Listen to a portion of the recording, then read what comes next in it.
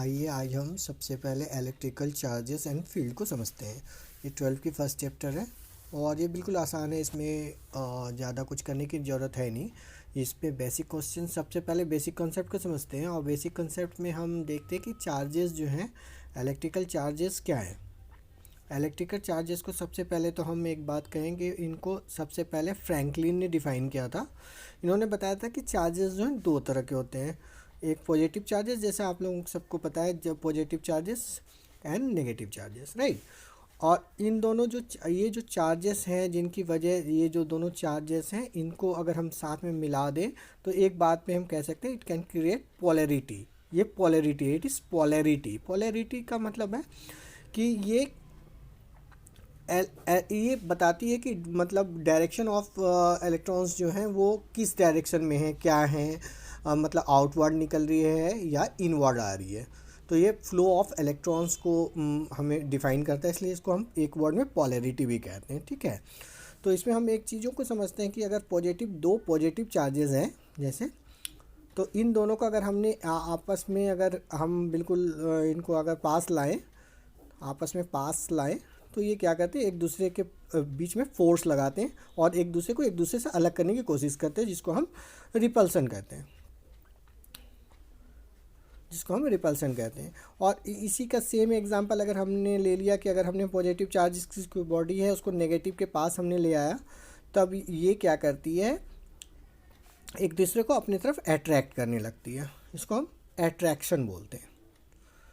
तो इस पे इन दोनों बातों से हमने एक बात समझा कि लाइक चार्जेस, मतलब एक जैसे जो चार्जेस होते हैं, like charges repel each other, जो एक दूसरे से अलग कर, मतलब एक दूसरे को अपने से दूर करने की कोशिश करता है, रिपल्सन कहते हैं।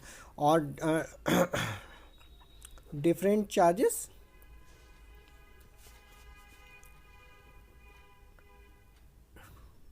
अट्रैक्ट ईच अदर, मतलब एक दूसरे को अपनी ओर खींचता है।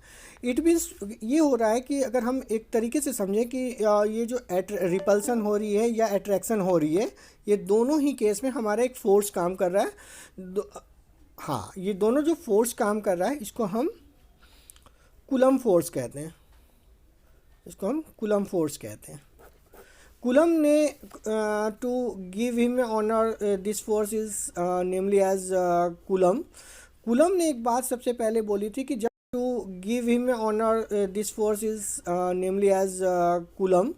कूलम ने एक बात सबसे पहले बोली थी कि जब हम दो चार्ज बॉडी को एक दूसरे से एक डिफरेंट डिस्टेंस हम आर पे रख देते हैं, एक दूसरे को Q1 Q2 चार्ज ले लिया है, और अगर ये दोनों को आर डिस्टेंस में रखा है, तो एक दूसरे पे एक फोर्स लगाती है, जिस फोर्स को हम कूलम फोर्स कहते हैं।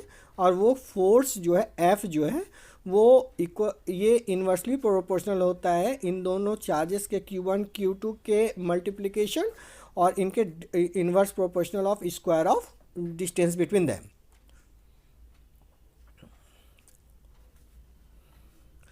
तो हम इस फोर्स को Fe से भी डिनोट करते हैं, that is why it is called electrical force,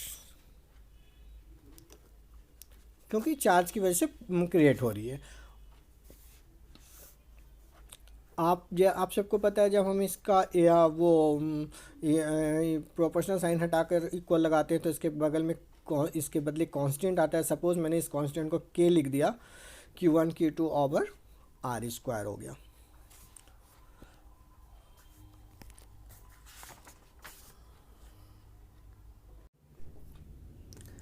K जो है, K हमारा ये इक्वल होता है 1/4πε0 के इक्वल।